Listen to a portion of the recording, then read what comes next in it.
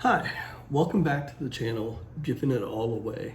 I'm Rick Gregson, and I'm giving it all away.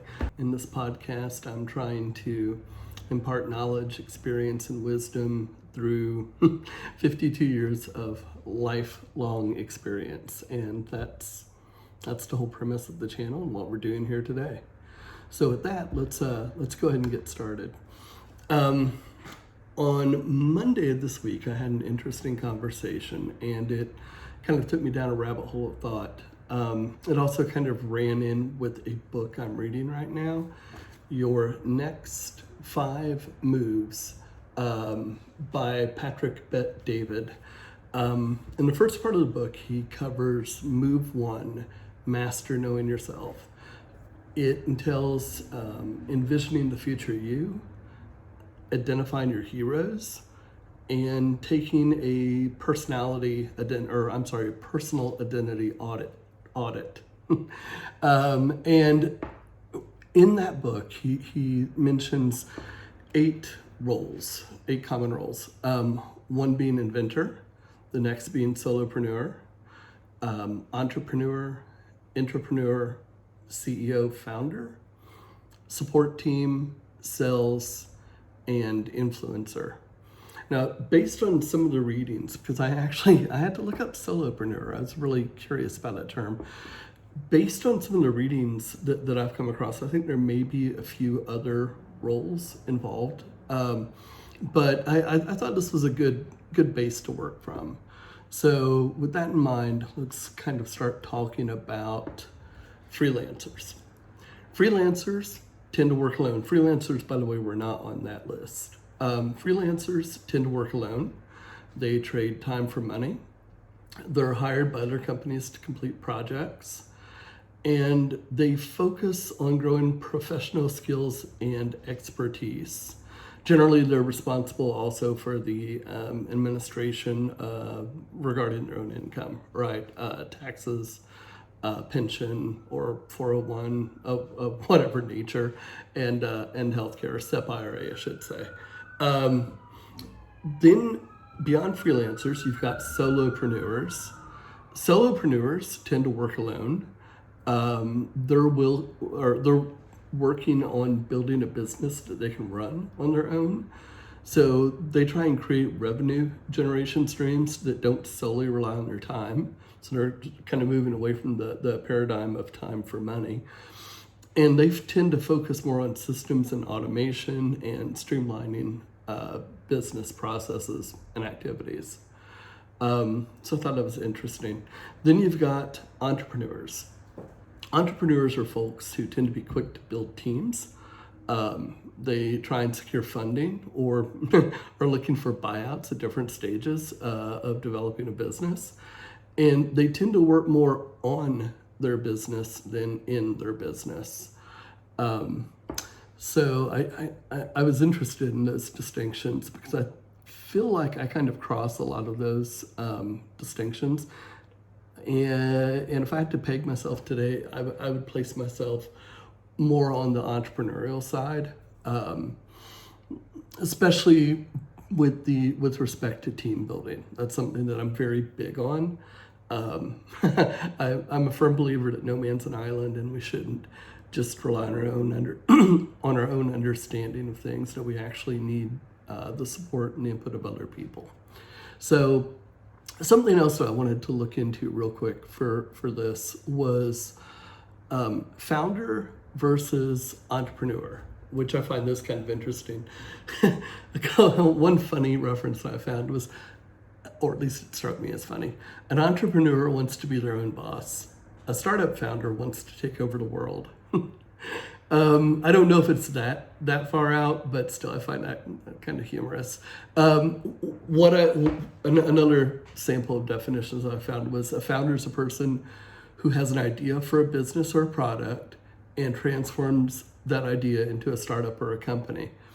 An entrepreneur is a person who starts or invests in a company as a source of profit, and they're looking for the most efficient route to profitability.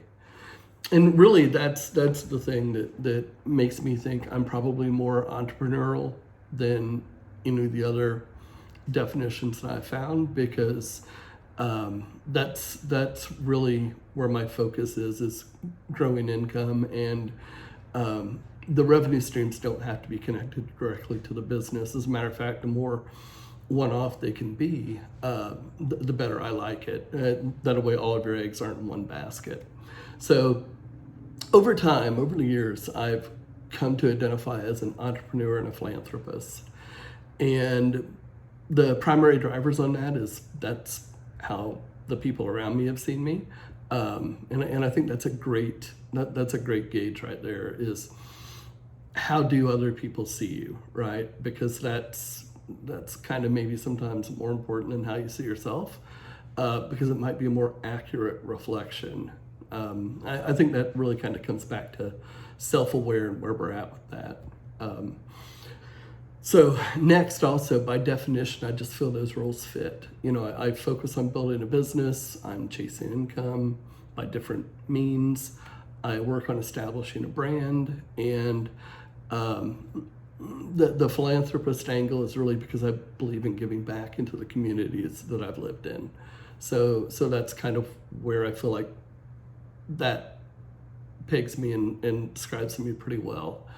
In the business that I do, it's reputation based. You're either able to deliver good quality projects and manage the clients and their expectations, or you're not. And that's what we do. We deliver very complex projects under difficult timelines, and sometimes with equally difficult personalities involved. So our goal is always to help the client drive to whatever outcome they're seeking to gain.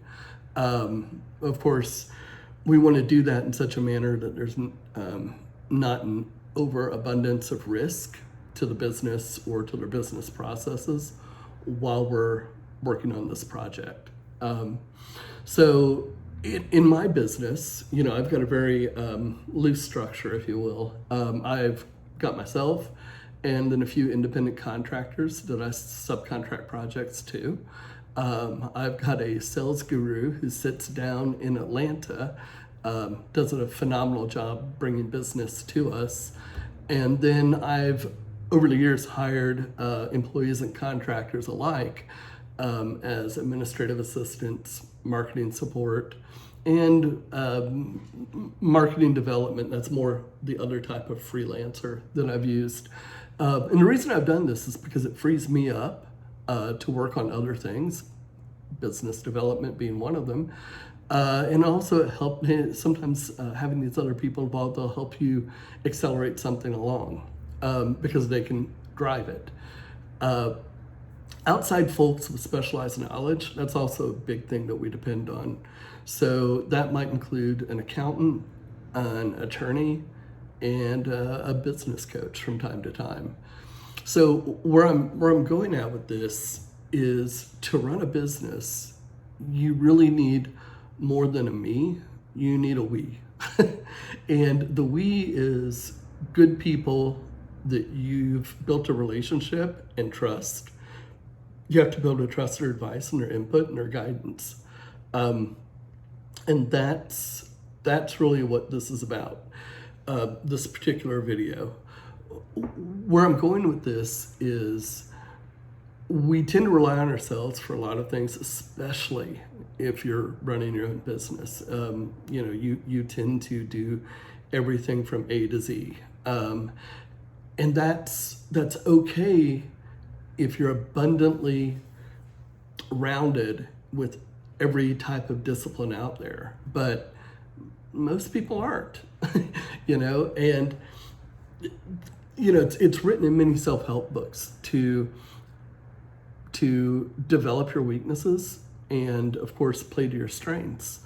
One thing that I might say with regards to that is, yes, of course, work on developing your weaknesses and always rely on your strengths, but also just simply be aware of your weaknesses, be aware of your blind spots. So right now, my business organization, the way it stands today, may be a little too complicated for where I'm at with it, and the demand that it puts on me to maintain. So I'm looking at different ways that I can simplify the business structure, and I'm working with my accountant to discuss different approaches to kind of help bring this to fruition. And I couldn't do that by myself. Well, I could, some of it at least, but it would take a lot of reading, a lot of research. And right now, today, I do have the time.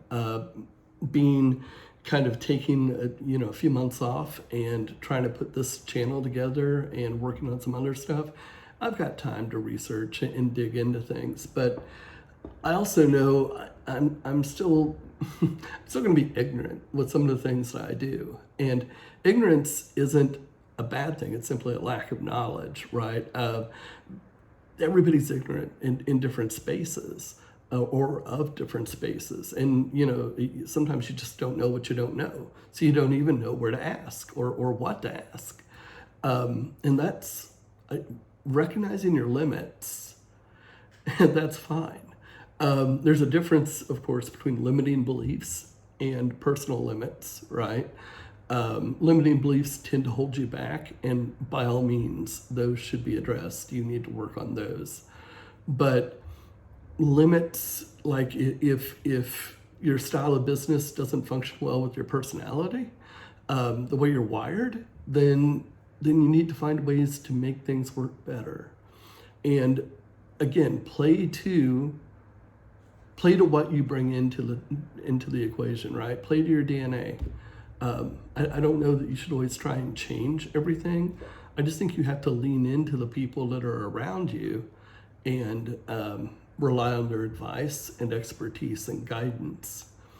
And that's the crux of this video. That's where I was wanting to go with this. It's Socrates said, "Man, know thyself." Self-awareness is huge. You need, again, to identify and eradicate any limiting beliefs, but also recognize you don't have all the answers, and that's okay.